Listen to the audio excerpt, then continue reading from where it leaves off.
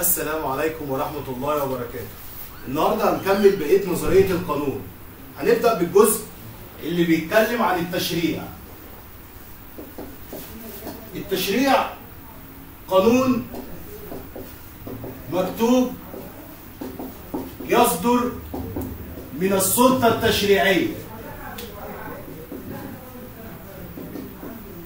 السلطة التشريعية اللي هي مجلس الشعب أو مجلس النواب أو البرلمان، هو صاحب الاختصاص بالتشريع. مين اللي قال له كده؟ الدستور. حضرتك لازم تعرف ان الدستور هو الذي يضع نظام الدولة وسلطات الدولة الثلاثة وسلطات الدولة الثلاثة: سلطة تشريعية وسلطة تنفيذية وسلطة قضائية. يبقى الدستور قال لنا لازم يكون في الدولة 3 سلطات: سلطة تشريعية وسلطة تنفيذية وسلطة قضائية.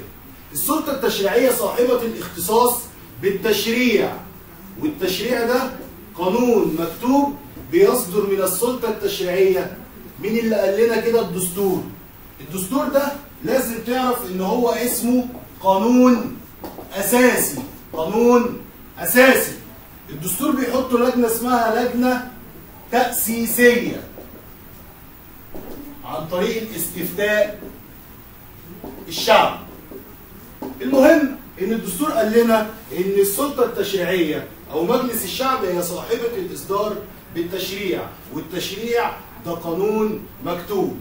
السلطة التنفيذية بتتمثل في رئيس الجمهورية،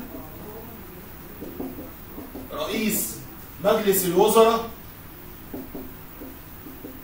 الوزراء، المحافظين، الحكومة، كلها سلطة تنفيذية بتنفذ القانون عن طريق القرارات واللوائح. يبقى سلطة تشريعية بتصدر تشريع اللي هو قانون مكتوب، سلطة تنفيذية بتنفذ القانون عن طريق القرارات واللوائح. لازم تعرف ان في تدرج للقوانين. عندنا قانون اساسي اللي هو الدستور، وعندنا قانون عادي اللي هو بيصدر من السلطة التشريعية، وعندنا لوائح وقرارات بتصدر من السلطة التنفيذية. التشريع يعتبر قانون مكتوب. العرف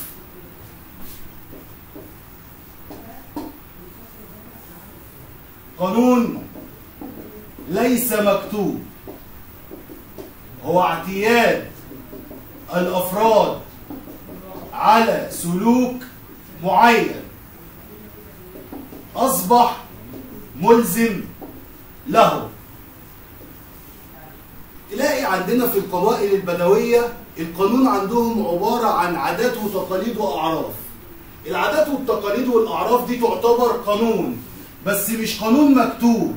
ده قانون عبارة عن إن القبائل دي اتعودت على سلوك معين فأصبح إن هو ملزم ليه، ولو خالفته هيطبق عليك القانون.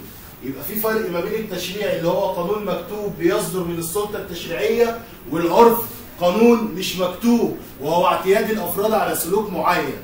طيب لازم تعرف ان مراحل سن التشريع عبارة عن: 1 مرحلة الاقتراح. انا دلوقتي عايز اعمل قانون بيعدي على 3 مراحل. اول مرحلة اسمها مرحلة الاقتراح. يعني ايه مرحلة الاقتراح؟ يجوز لرئيس الجمهورية أو رئيس مجلس الوزراء أو أحد أعضاء مجلس النواب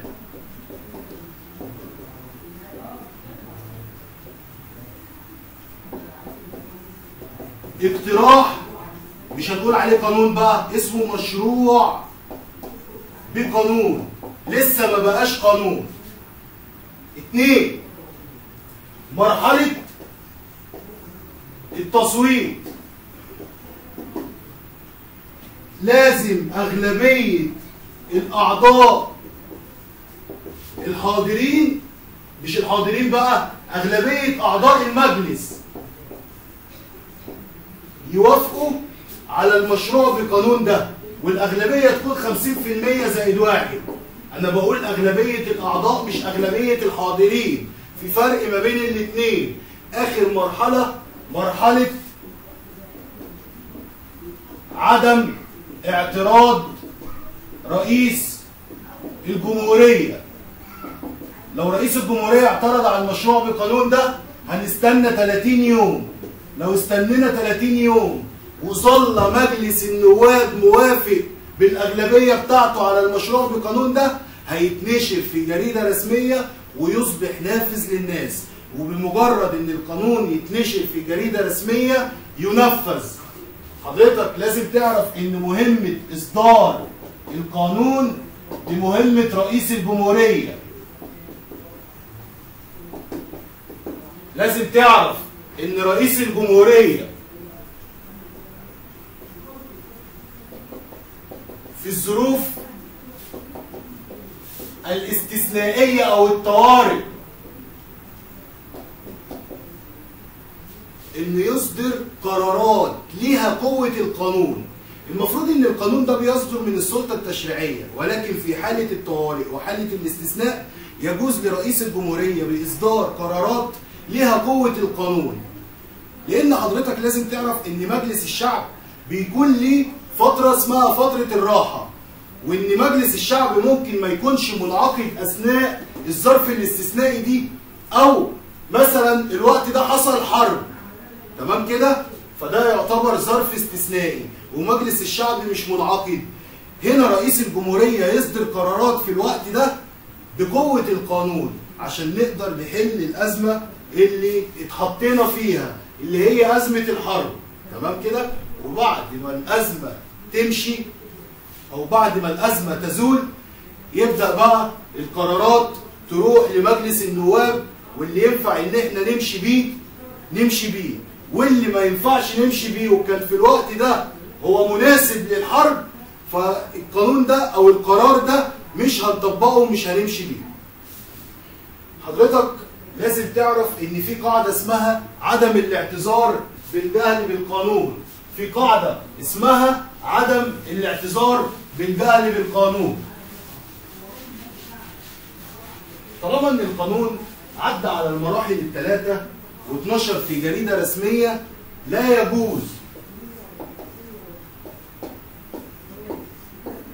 ان اعتذر بجهلي بالقانون.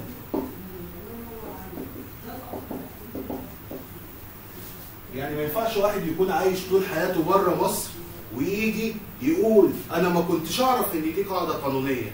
مفيش الكلام ده. طالما ان القانون اتنشر في جريده رسميه يصبح نافذ للناس، حتى لو ما عرفوش، حتى لو ما تابعوش، حتى لو كانوا عايشين بره مصر، الا في حاله واحده استثناء.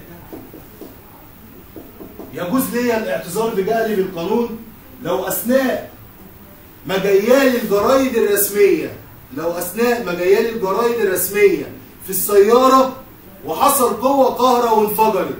هنا الجريده الرسميه اللي فيها القانون ما جاتليش، فبالتالي يجوز ليا ان انا اعتذر بجهلي بالقانون. ان شاء الله المحاضره الجايه هشرح نظريه الحق. انا كده خلصت نظريه القانون كامله.